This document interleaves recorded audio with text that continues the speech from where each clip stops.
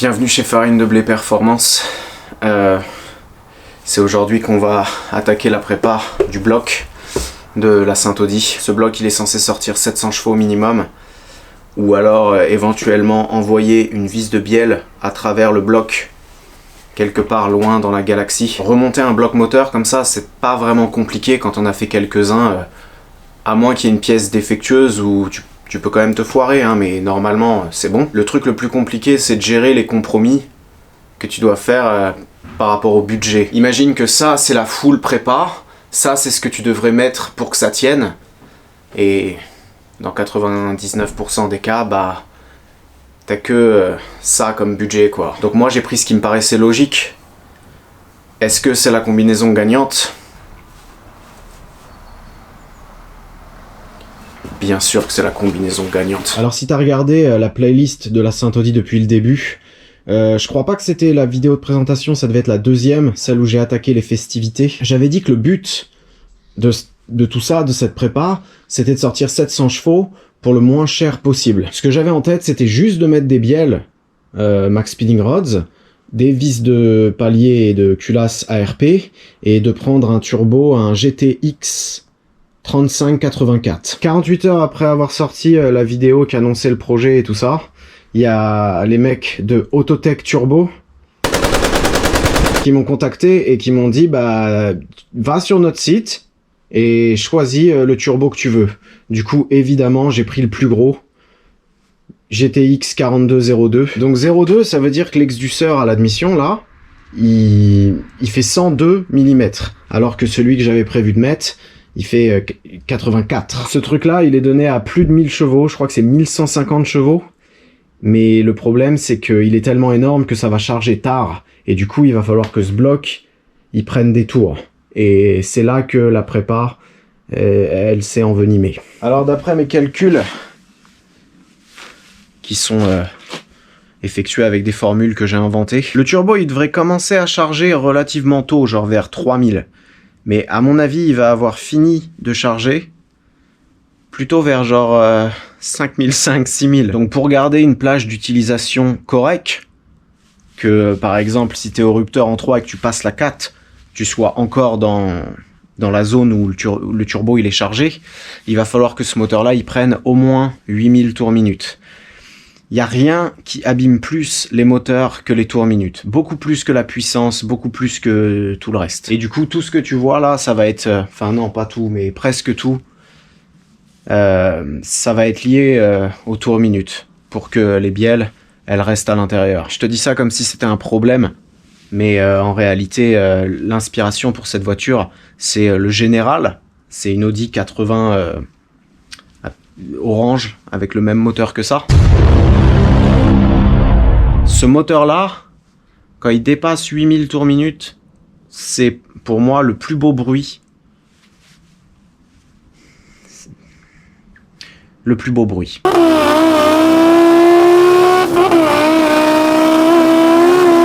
Donc cette caisse-là, le Général, non seulement c'est le même bloc moteur que ça, mais c'est aussi le même turbo. C'est un 76-75. Et même si j'ai pas le budget pour faire la même prépa, l'idée que la S6 avec son look de break familial socialiste marche à peu près comme ça me rend heureux. Donc depuis la dernière vidéo, j'ai rangé tout ce qu'il y avait un peu ici parce que je pouvais même plus passer le moteur. Il y avait pas mal de trucs à commander, donc tu vois, j'ai continué à virer les trucs qui servaient à rien et bon, je me suis forcément foiré quelque part, hein, mais je crois qu'on a presque tout pour remonter. Les trucs qui étaient pas trop dégueux, je les ai mis ici, mais quand je vois tout ce bordel, c'est là que je me dis qu'il faut que je me dépêche de remonter, parce que par exemple ce tuyau là, chaque jour qui passe, c'est l'emplacement d'un tuyau qui s'efface de ta mémoire. Tout ça c'est toutes les merdes qui servent à rien ou alors que je vais pas remettre. Radiateur, interchangeur de clim, ventilo. Il y a l'embrayage, tout le système du reniflard. Pour l'instant, c'est un tas de merde qui est quand même respectable, mais une fois qu'on en aura fini, normalement, ça devrait dépasser le mètre. le maître. J'ai aussi mis un coup de Karcher sur le bloc, vu qu'on va l'amener chez l'usineur. J'ai un vague souvenir de l'époque où je faisais du motocross, et c'est lui qui s'occupait de mes suspensions, de mes moteurs. Je lui avais ramené un amortisseur qui était un petit peu sale, et il m'avait dit dégage avec ta merde, et tu reviendras quand c'est propre. Donc ouais, j'ai mis un coup de Karcher à l'image de ma vie sexuelle. Donc ça dure 5 minutes, et le résultat est dégueulasse. C'est désormais la tradition, j'ai mis un coup de bombe par-dessus la rouille et la graisse. Ça m'a toujours fait marrer de faire ça, parce que des fois tu vois des mecs qui se font chier à sabler le bloc et tout, alors qu'en fait, juste tu recules un peu, et le résultat est exactement le même. Sur la merguez, je l'avais fait aussi, et je me souviens que j'avais même masqué des trucs et tout. Cette fois, tu vois, j'ai repeint les capteurs, j'ai repeint les plastiques. J'en avais particulièrement rien à branler. Après l'avoir nettoyé, le bloc, j'ai commencé à nettoyer le plan de joint. Tu sais, avec la perceuse et une petite brosse métallique, là. Et à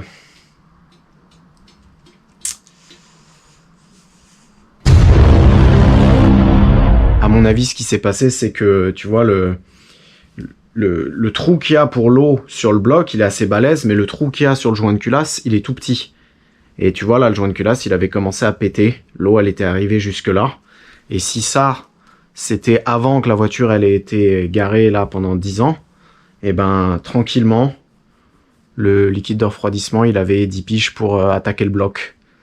Donc, je vais voir ce que l'usineur, il dit. Mais si ça se trouve, il va falloir resurfacer le bloc. C'est un peu paradoxal que c'est le moteur ce moteur-là, c'est celui qui... Putain, je sais pas ce que je dis. Donc de toute façon, j'avais prévu d'y aller demain chez l'usineur.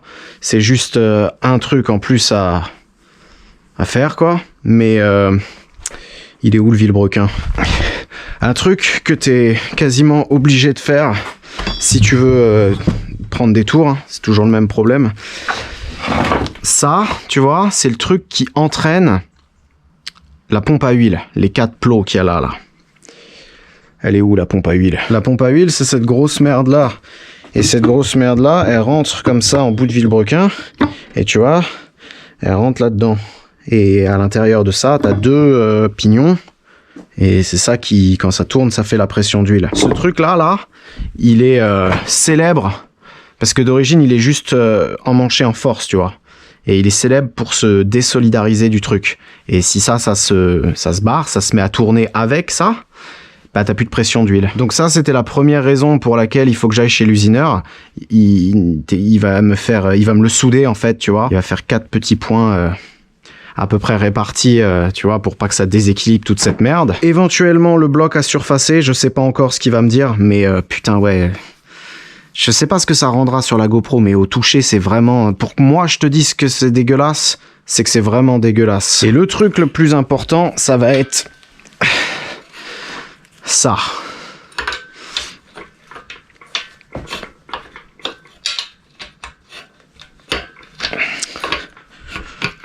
Pourquoi tu me casses les couilles à chaque fois, toi? Ce truc-là, ça s'appelle une plaque. C'est une technologie qui a été développée par les anciens Incas, ceux qui ont taillé des pierres au laser 2000 ans avant l'ère glaciaire. D'après mes recherches, les paliers de Vilo, avec les vis d'origine, ils dégagent un petit peu au-dessus de 7500. Et si tu mets des vis ARP, ça dégage aussi, en fait. Tous les gens à qui j'ai demandé, ils m'ont dit mets la plaque, sinon 2 tirs au banc. Et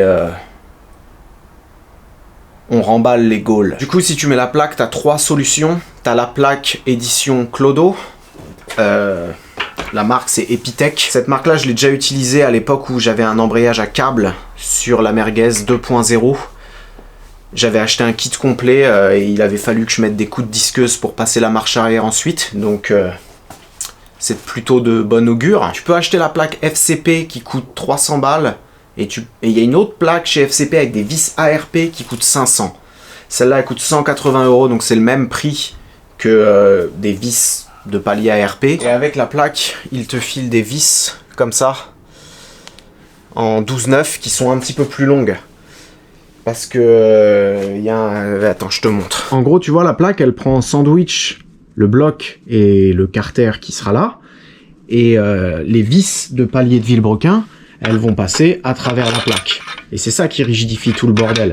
Sauf qu'en fait, si tu fais ça, bah tu vois, t'as un putain d'espace là. Du coup, il te passe aussi des entretoises, comme ça, que tu dois mettre entre le palier et la plaque. Sauf que, vu que chaque bloc est différent, il te donne des entretoises qui sont un petit peu trop longues. Et c'est pour ça qu'il va falloir les faire usiner à la bonne taille. Donc là, je vais charger tout ça et on va aller chez l'usineur. Je vais me mettre dans un coin pour mesurer les entretoises avec des espèces de cales que lui il a spéciales pour faire des trucs comme ça. On va voir s'il faut resurfacer le bloc et je devrais probablement leur laisser le vilo pour faire la petite soudure.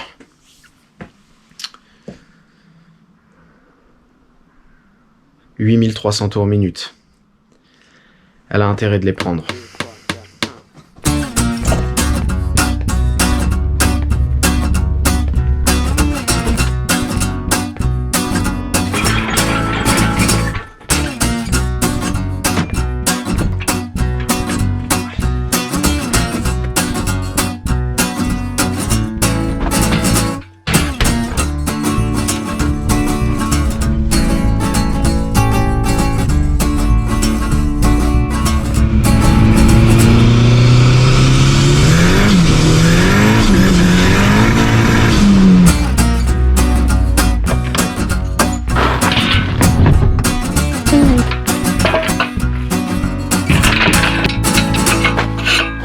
Donc plusieurs solutions. Soit tu laisses ta plaque comme elle est, mais faudrait la mailler de plus de vis. Et auquel cas tu vas aller glisser des cales unitairement sous chaque truc. Et là tu vas noter au feutre combien on trouve. Ok. Ou tu le fais avec ma cale à moi, comme tu veux, on s'en cogne. Ma cale à moi, ça sera plus précis que ça. Là en fait je prends ta cale jusqu'à que ça passe. Ouais, que ça soit un peu dur, comme si tu faisais un jeu. Et comme on les fait toutes Non, dans un premier temps, relève tout. Quitte à ce qu'on s'invente une moyenne quand on aura J'ai fait fini. une... Oh, c'est superbe. Ouais. C'est un ordinateur qui a fait Ouais, ça, non? ouais. T'as pris quoi comme feutre? T'as un truc de Tiger ou Non, j'ai un truc Ouais, comme t'as ça. de la merde. J'ai ça aussi. Eh, oh, wow, regarde. Ouais, Non, il est pas. C'est pas professionnel. Bon, regarde comment tu procèdes. L'idée, c'est que tu fais ça par superposition. Donc au départ, j'en sais rien, tu vois, regarde, tu prends 7. Ouais. Tu vois, bon, 7, visiblement, il manque une vache. 9, ça rentre pas. Donc tu prends 8 Donc et tu vas 5. prendre 7. Non, tu vas prendre 7 par exemple et 1, 2. Ok. D'accord, et ça fait 8, 2. Ouais. La Kodak. Tu vois, c'est encore trop. Bah, tu prends 6. Et par exemple, on rajoute un 0,5. D'accord. Donc là, Donc on se retrouve avec 7, 6, 7, 8, 55. D'accord. D'accord. Tu peux enlever ça précisément et à la fin on fait une moyenne pour pas se branler. C'est ça. Tiens, tu vois, regarde. Bouge là les câbles. Bouge tout l'ensemble. Fais-le traverser. Tu vois que là on est pas mal du tout. Donc là, s'il Ouais, fallait. après, il y a des petites bavures. Non, donc- mais c'est ouais, parce ouais, que ok. ta plaque elle est pas géniale. Ouais, Mais donc c'est quand même serré, quoi. dans le principe. Non, mais c'est la bonne cote. Là on la Ouais, déforme pas. ouais. Donc dans le principe, de toute façon, tout va naviguer autour de ça. T'as pas besoin d'en sortir 50 à mon avis. Donc là, t'as 6, 7, 8, 8, 50, 8, 56. Ok. Celui-ci, t'écriras 8,56. Moi, je vais l'écrire tout de suite. Pousse-toi. Et à mon avis, tu vas te balader de centième en centième. D'accord? Ouais. Allez, travaille.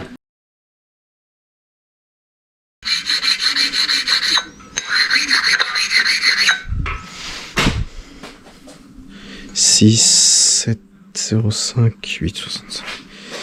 Ça devrait être ça. Ok.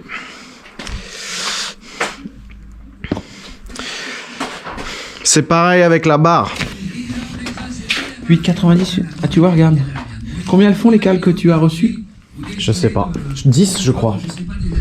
Parce que si tu veux le faire bien, hein, on les fait toutes les cales. Hein. Ils sont partis à les tailler, ça change rien si tu veux. Parce que si on les met toutes à 8,55, là, il y a de trop, tu dis? Ah, 5 dixièmes, c'est vrai, tu fais ce que tu veux, mais ta plaque elle est raide. Si c'est fait en tôle bleue, vraiment solide, Ouais. ça va marcher, mais tu vas tout bander comme un arc. Ce que je veux te dire, c'est que tu t'es emmerdé à les relever. Si Ouais. tu t'es appliqué, bah faut faire ce qu'il y a écrit là. Ça change rien. Hein.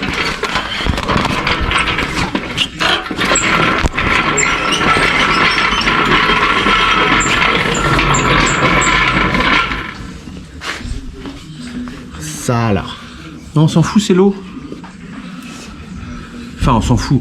C'est pas les compressions passent pas dans l'eau là. C'est plutôt très beau même. Quand on refait certains vieux moteurs italiens, les culasses et les blocs moteurs sont malades.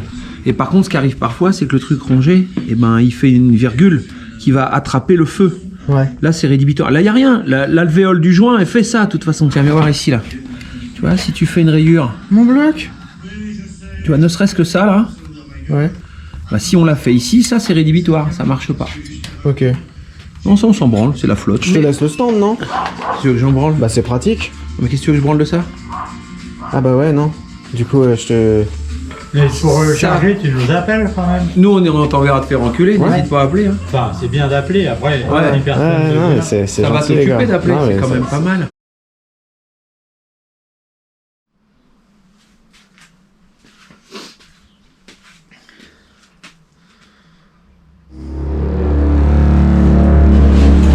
Ce que t'as vu là chez mon usineur, ça s'est passé avant-hier. Et après ça, je suis revenu ici et j'avais déchargé la voiture et filmé tout ça de manière extrêmement cinématique. Et ensuite, j'avais aussi filmé un briefing parce que, tu sais, eux, là-bas, ils s'en foutent complètement de YouTube. Donc, je vais pas leur mettre la GoPro dans la gueule. Et du coup, j'ai filmé un peu à l'arrache. Sauf que après avoir filmé le briefing, j'ai commencé à attaquer la dernière modif sur la pompe à huile, là. Et il y a déjà tout qui part en couille. Du coup, je vais te faire un briefing à l'intérieur d'un briefing. Il y a un sac. Dedans, il y a un autre sac. Dans ce magnifique briefing, je t'expliquais que en arrivant là-bas, j'ai d'abord remis les paliers avec les vis d'origine. Je leur ai mis un petit coup de Milwaukee. Là-bas, mon usineur, il a exactement la même que moi. Aucune personnalité. Donc ensuite, j'ai viré les vis, j'ai mis la plaque et j'ai tout mesuré 2 fois pour être sûr. Et après, j'ai mesuré une 3e fois avec sa barre là. Alors la barre, je l'ai faite tomber par terre comme un putain d'apprenti alors qu'il m'avait dit précisément de surtout pas la faire tomber. Alors je vais te donner ma cale, pas question que tu fasses tomber quoi que ce soit. Donc tu prends un coup de fusil. Monde de merde. Oh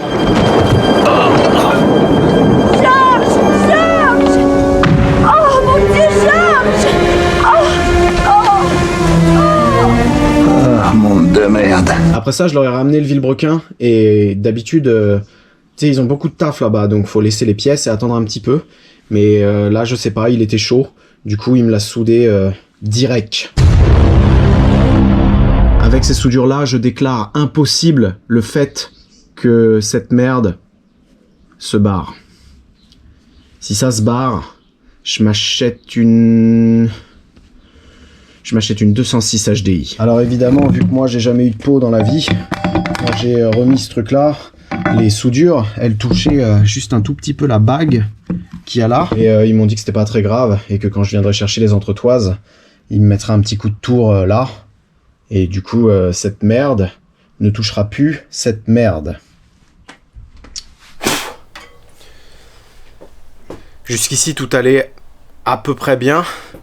Et du coup, je me suis mis la GoPro dans la gueule. Et j'ai voulu attaquer la dernière modif qui est liée au fait que ce bloc, il va prendre beaucoup de tours. Alors en fait, à l'intérieur de la pompe à huile, t'as 2 pignons comme ça. Celui-là, il rentre dans les plots du truc qu'on a soudé. Et il entraîne celui-là. Et c'est celui-là qui fait la pompe à huile. C'est celui-là qui fait la pression d'huile. Ce truc-là, il explose à 8000 tours minute. Et moi, je suis le premier à dire ferme ta gueule, c'est des conneries, avec moi ça tiendra. Sauf que y a des mecs qui m'ont envoyé des photos et ça fait flipper quand même.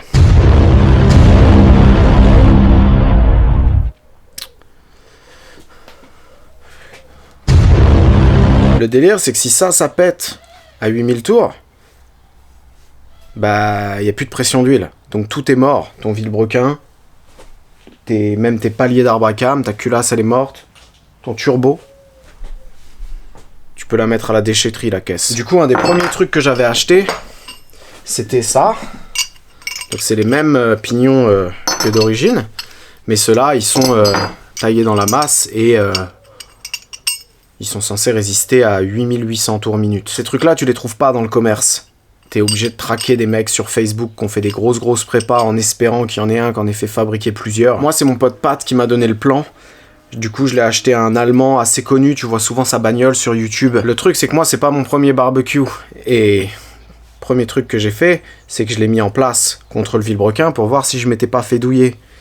Celui d'origine, tu vois, il rentre ici dans les plots et il plaque bien là. Et celui-là, il y avait un espèce d'espace entre le palier de vilo qu'il y a là et le pignon. En gros, sur celui d'origine, tu as un espèce de décrochement ici, tu vois. Alors que là, sur celui-là, il y avait une collerette. Donc, je suis allé chez mon usineur, un petit peu en panique, parce qu'il faut savoir un truc, c'est que ça, ces pignons-là, là, c'est la pièce la plus chère de toute la prépa.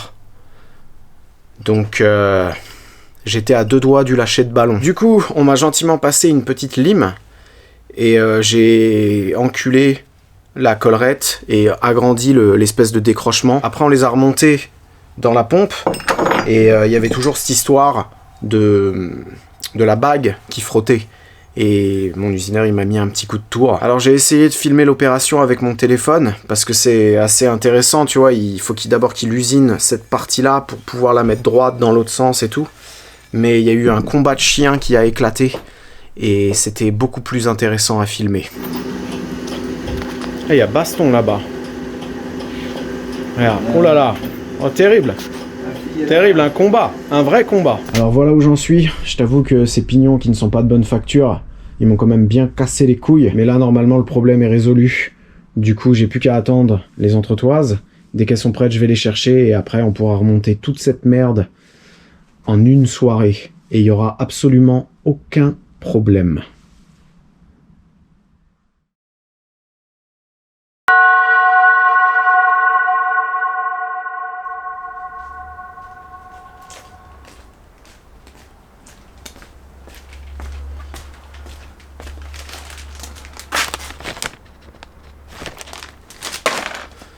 C'est parti.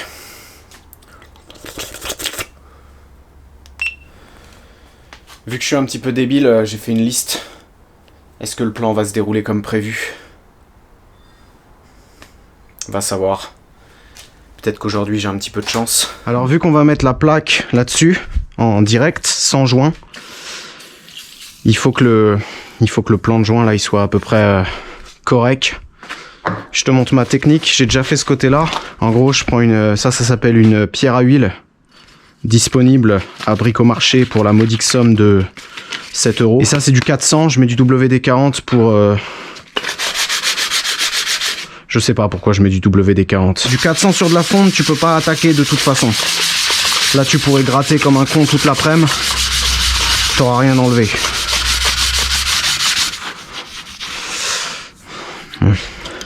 Je vais lui mettre juste un petit coup de lime aussi parce que j'ai peur que, tu vois, s'il y a une bavure, la plaque, elle puisse pas bien se mettre et que ça foire, tu sais, toutes les mesures que j'ai pris pour les petites entretoises.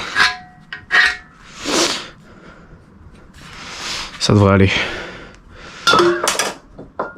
Waouh. Merde.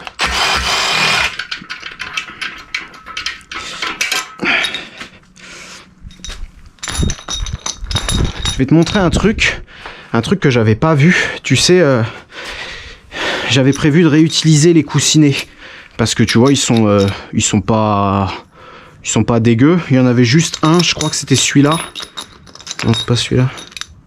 Celui-là, il avait bouffé une merde là. Et comme tu peux voir, j'ai acheté une lumière de youtubeur parce que en fait, j'ai jamais rien vu dans ce putain de garage. Quand je l'ai allumé, j'ai vu ça direct. Alors tu vois, ça c'est la couche neuve, ça c'est la deuxième couche, donc ça a attaqué un petit peu ici. Ça je peux vivre avec, tu vois, si elle est partout comme ça va. Mais là, ça c'est, je sais pas ce que c'est, moi j'appelle ça le cuivre, mais en gros, ça crée un mort, ça veut dire que ton coussinet il est complètement flingué. Je t'avoue un truc, c'est que là, dans la Saint-Audi, j'ai mis toutes mes thunes, et ça c'est pas comme sur la merguez, tu peux pas les payer 20 balles sur... tu sais, sur des sites n'importe où. En gros, les coussinets d'origine, t'en trouves pas. T'en trouves plus en code standard. Ou alors, ça coûte genre 80 €, 100 € en Allemagne. Il y a un mec qui m'a envoyé un message sur Instagram. Et il m'a dit, j'ai des coussinets d'Audi S2 neufs. Et je te les donne. Je te les envoie. En plus, c'est des Cobble Schmidt. Donc, c'est exactement la même chose que j'avais mis sur la merguez. Et... normalement, c'est des standards. Ouais, STD. Alors, tout le monde te dira toujours qu'il faut que ici, il n'y ait pas du tout d'huile et que ce soit super propre. Mais moi, je me souviens que le premier moteur que j'ai fait, je savais pas trop ce que je faisais, tu vois, et du coup, j'avais huilé en dessous et ça a marché très bien. Donc ça, c'est pas des coussinets trimétal, hein, c'est des coussinets d'origine. Mais en général, de toute façon, c'est surtout ceux de bielle qui mangent. Ceux de Vilo, si t'as de la pression d'huile, ça devrait aller. Enfin, j'espère que ça devrait aller. Et je me dis aussi qu'avec la plaque, ça devrait rigidifier toute cette merde.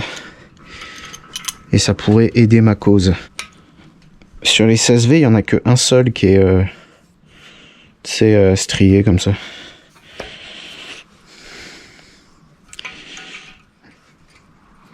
Enfin, je sais même pas ce que je dis, je crois que je dis des conneries. Tac. Voilà. Ça, c'est bon. Ensuite... Oh! Ensuite, il faut faire la métrologie.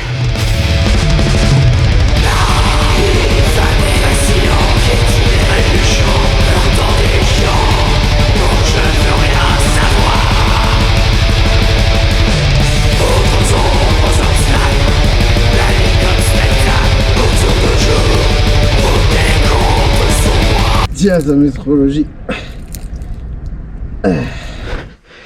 Alors, on va pas se mentir.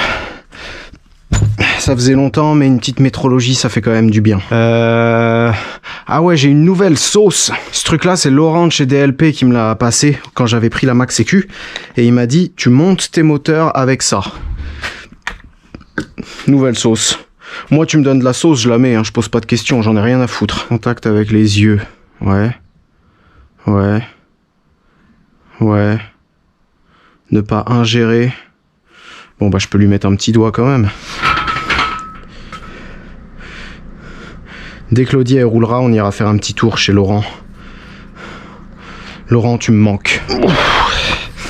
Là, il s'agit de pas se foirer, les enfants. Je vais lui mettre un doigt aussi à lui.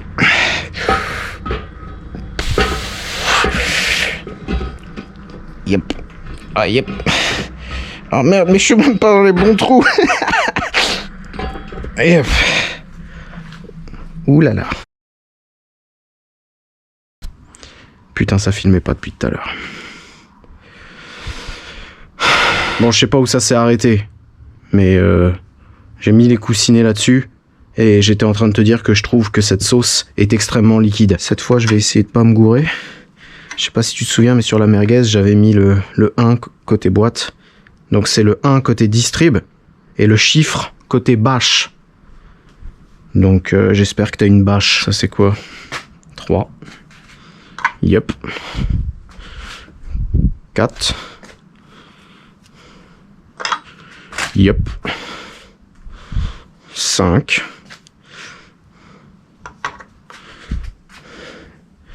Et 6. Yep.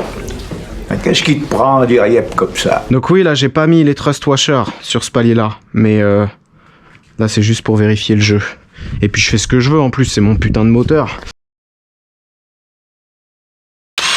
Merde.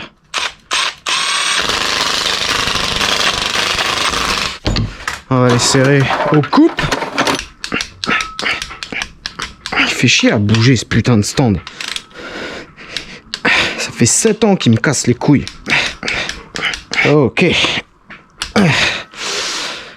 Et j'ai dit qu'on faisait lequel? Celui-là.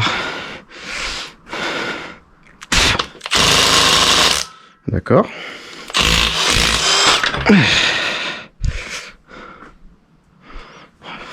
J'ai cru qu'il était déjà marqué, le fils de pute. Bon, déjà, on va pas se mentir. Si c'était pas les bons, si c'était des plus 0,25, ça tournerait pas. Mais je vais en plastigauger un quand même. Oh putain, j'ai prêté mon plastigauge au mentor. Oh.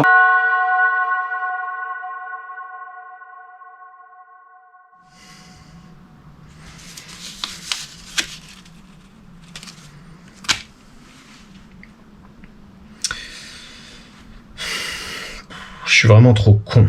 Non seulement j'avais zappé cette histoire, mais en plus je crois que je les ai à moitié mélangés. Et c'est pas les deux mêmes, tu vois. Quelle vie. Alors là, je t'avoue que c'est un petit peu de la branlette, hein, ce que je fais, parce que c'est un coussinet... c'est des coussinets standards sur un vilebrequin standard. Donc je vois pas pourquoi il y aurait un problème. Mais bon. On sait jamais. Comme ça ou comme ça?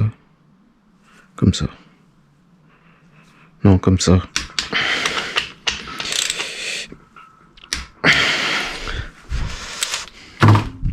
J'aimerais bien voir entre 4 et 5. Ce serait beau. Ça a l'air pas mal. Millimètres. 0,38 c'est la perfection. 0, ouais. Il y aurait 0,45, un truc comme ça. Donc maintenant, qu'est-ce qu'il faut faire maintenant? Faut enlever tous les paliers et mettre la pompe à huile.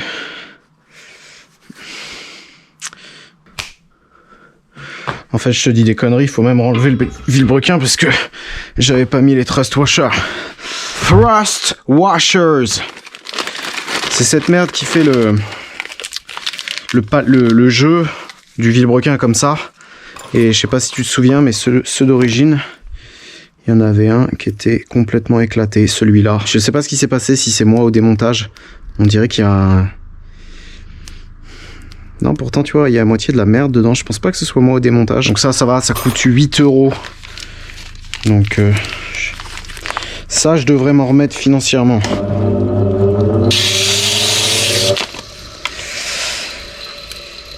Ok, donc si je me souviens bien, c'est les écritures vers l'intérieur et l'espèce de groove là vers l'extérieur. Mais de toute façon, tu vois, d'origine, normalement tu le vois sur le palier. Tu vois, il y a à moitié les...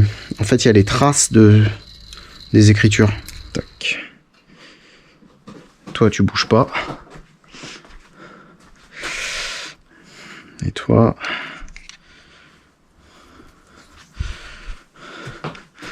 La même chose.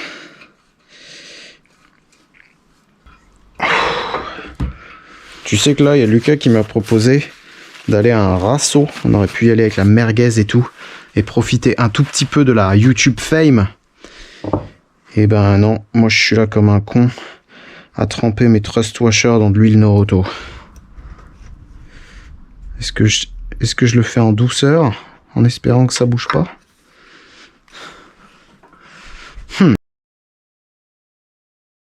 Tu viens de louper un grand moment. J'ai fait tomber la sauce. Putain. Bon bah au pire les pignons comme ça, on dira qu'ils sont bien saucés. Voilà. Fais gaffe quand tu le remets celui-là, si un jour tu le fais, le chanfrein, il va au fond. Ouais. Putain, ça marche bien cette merde. Reçois le jus. Le jus sacré. Ça, je l'ai enlevé avec un tournevis à frapper. Enfin, j'ai rien enlevé du tout, vu que j'en ai pas, c'est mon usineur qui l'a fait. Mais pour le resserrer, est-ce que tu es censé utiliser un tournevis à frapper pour le resserrer aussi?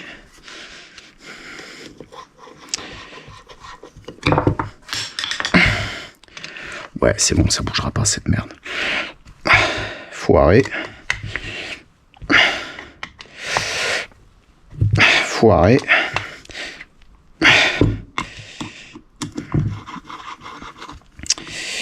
Et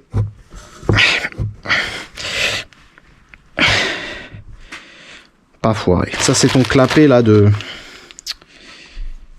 pompe. Tu vois la rondelle là, elle est relativement importante. C'est elle qui fait l'espèce de précharge sur le ressort. Waouh, la merde qu'il y a là-dedans, toi. Tu vois, c'est des petites merdes comme ça là quand tu vois les coussinets qui sont tout défoncés. Des merdes comme ça qui passent dans ton circuit d'huile. Et vu toute la merde que j'ai laissée là-dedans, c'est que le début. Tac. Alors ne sois pas trop choqué, mais j'ai été obligé d'acheter une pochette de joint. Mon premier 16V, je l'ai acheté en 2015. Et du coup, quand j'ai refait le 16V, j'ai le cabanon socialiste, notre cabanon, qui est rempli de pièces de 16V. Mais des pièces de 5 cylindres, j'en ai pas. Donc j'ai pas pris la pochette Victor Heinz, j'ai pris la Ajusta qui coûte pas trop cher.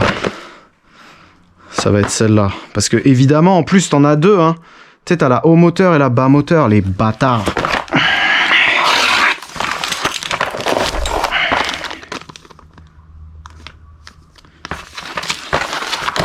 C'est quoi toutes ces merdes? Donc il va y avoir ça.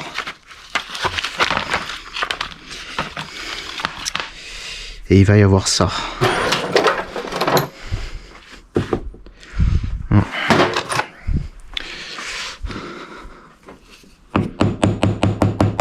Je sais pas trop c'est quoi la technique. On va dire qu'il faut taper dessus. Oh putain, si ça fuit pas.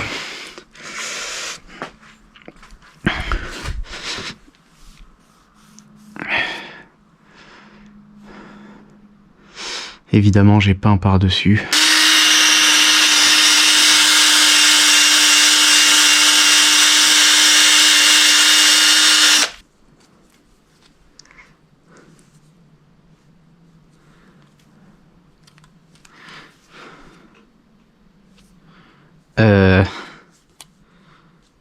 Oh putain. Vas-y, ça commence. Celui d'origine. Ouais, non, il est mort, celui d'origine. Non, mais c'est ouf, ça. C'est de la merde. C'est quoi, cette marque-là? Ça dit quoi avec Rocky, ça?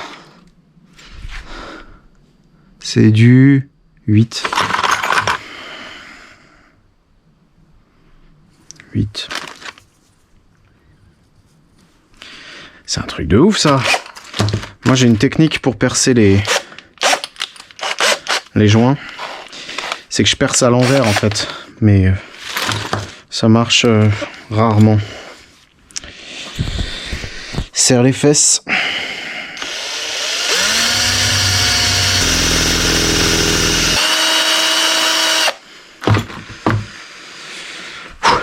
Ok. Reprenons.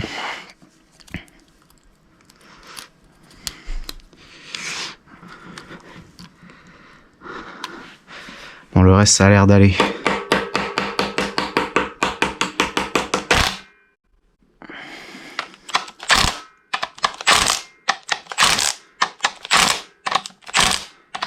Donc là, ça c'est de l'alu, mais j'y vais quand même avec une main assez ferme et républicaine. Je mets juste quelques vis pour qu'elles soient à peu près au bon endroit. Il s'agit d'ailleurs des vis qui tiennent la flasque de l'autre côté. Je pense pas que ce soit forcément une très bonne idée.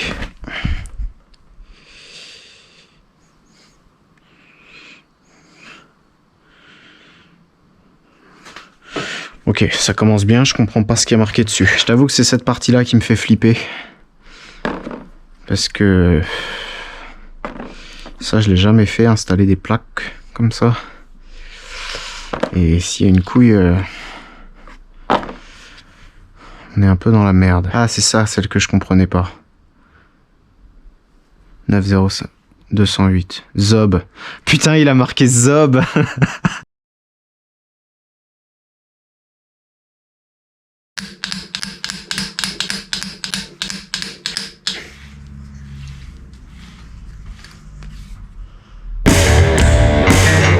Bon bah là nous avons officiellement une putain de plaque. Les entretoits ça a l'air d'aller. Et le vilebrequin tu vois, quand tu le tournes il n'y a rien qui touche. Je vais te faire un tour de magie et je vais t'expliquer pourquoi. Mais là faut tout renlever pour siliconer. Et il va falloir vérifier le palier numéro 3. Je t'explique. Tu vois ça là, c'est un capteur de pression d'huile. Il y a un conduit d'huile dedans. Et dans ce puits-là, putain, tu vas rien voir. En gros, ce truc-là, ça s'appelle une check valve. Et ce qui se passe, ce que j'ai entendu dire beaucoup, avec, en tout cas si tu mets des vis à RP, des fois elles sont un peu trop longues, et t'écrases ce truc-là. Et si tu l'écrases, il peut plus revenir. Et du coup, t'as jamais d'huile dans ta culasse. Donc là, je sais pas ce que t'en penses, j'en vois pas beaucoup plus que toi, mais l'espèce de petit filetage, il a pas l'air trop dégueu. Donc, il faut siliconer toute cette merde et faire l'installation finale. Je me suis dit exactement la même chose que toi. Quand tu vas mettre de la pâte, ça va augmenter, tu sais, ça va lever la plaque. Et du coup, toutes les mesures qu'on a fait avec les entretoises, elles sont mortes. Je vais te sortir le message de mon usineur. Une fois écrasée, la pâte ne fait que 5/1000. 5 microns. La pâte, lui, il m'a dit d'acheter de la Yamaha bien spécifique. Je l'ai pas trouvé, je suis allé chez Yamaha, j'ai appelé partout, introuvable. Moi, d'habitude, j'utilise la Dirco, la rouge. Mais déjà, j'en ai plus. J'en ai commandé sur Amazon Prime.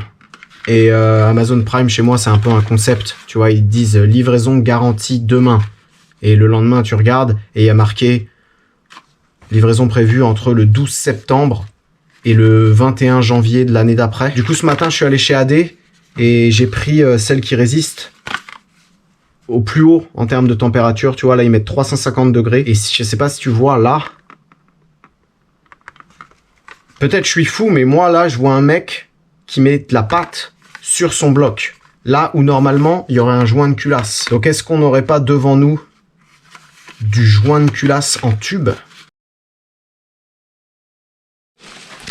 Bon, c'est complètement parti en couille. Hein. Là, ça sert à rien de se mentir. J'ai fait de la grosse merde. Là, c'est le moment où j'en ai un peu marre et j'ai envie de remettre la plaque comme ça, genre en mode bas les couilles. C'est ce qui va se passer dans 10 secondes. Bon, faut que je me dépêche parce que, en fait, ma deuxième batterie d'avance, elle est à 9%, je suis un connard, je l'ai pas chargée. Donc là, j'ai remis des vis pour essayer de la plaquer et que ça fasse un joint, tu vois, un beau joint partout. Mais le problème, c'est que les vis d'origine du carter, elles sont trop longues. Et la plupart des trous, tous les trous quasiment, sont pas débouchés. Du coup, j'ai pris...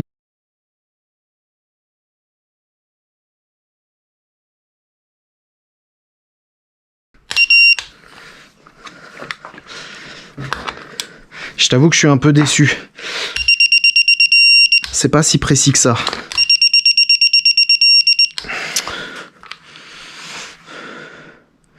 Ouais, je sais pas, c'est un peu chelou.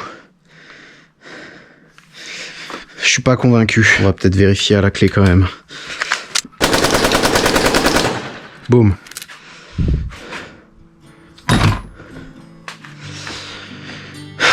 Fini.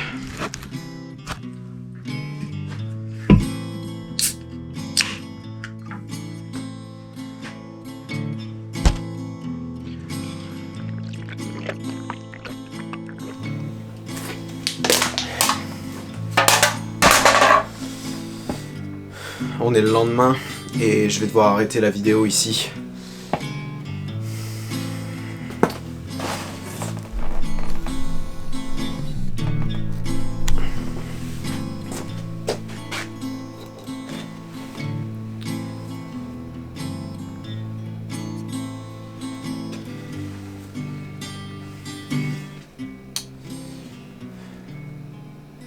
Les problèmes. Je m'en suis rendu compte hier soir, j'étais au téléphone avec Louis de chez EMS et il me demandait est-ce que j'allais garder les pistons d'origine pour la prépa. Je lui ai dit oui et je lui ai dit que j'allais même réutiliser les vieux segments d'occasion pour faire chier tout le monde. Au moment où j'ai dit segment, j'ai regardé les segments et j'ai vu ça. Donc je pense que j'ai dû jeter la clé dynamo ou la perceuse à un moment donné sur l'établi et tu sais ça a dû...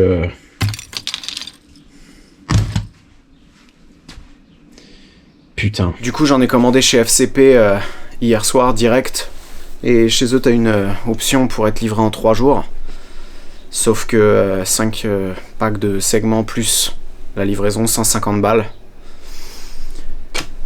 Ça fait toujours plaisir. Du coup, prochaine vidéo, on pourra mettre les bielles, mettre les pistons, refermer le bloc. Et si j'ai le temps, peut-être même commencer à attaquer la culasse. Je tenais absolument à remercier publiquement mon usineur. et aussi tous les gens qui ont acheté des trucs sur le shop. À part les trucs que les sponsors m'ont envoyés, toutes les dépenses que tu vois là, qui traînent, c'est vraiment grâce à vous. Et pour finir, j'étais en train de me dire que peut-être c'est la première fois que tu cliques sur une de mes vidéos. Et quand tu vois tout ce bordel, peut-être que tu te dis que c'est impossible que ça sorte 700 chevaux. Et je sais pas si t'es au courant, mais il y a une section commentaires en dessous de la vidéo. Et peut-être que t'es en train de te dire, bah tiens, je vais lui mettre un commentaire en lui disant que c'est impossible que ça sorte 700 chevaux. Alors ça, tu peux le faire. La section commentaires, elle est là pour ça. Et peut-être que t'as raison, peut-être que ça redémarrera jamais, et peut-être que ça va exploser au premier tir au banc. Mais je te préviens que si ça sort 700 chevaux, tu me devras des excuses publiques.